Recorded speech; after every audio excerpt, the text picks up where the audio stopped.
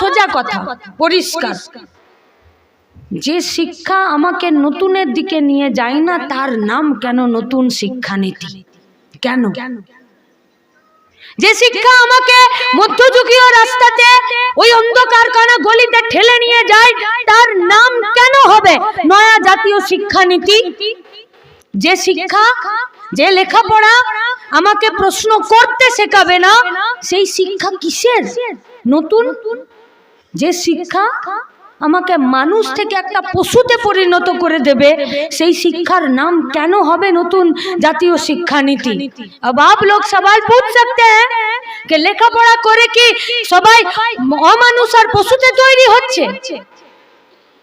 যদি একটা মায়ের পেটটা মানে পেটটা ফুলে আছে তার মানে ওই মা গর্ভবতী, তার মানে ওই মা পোয়াতি।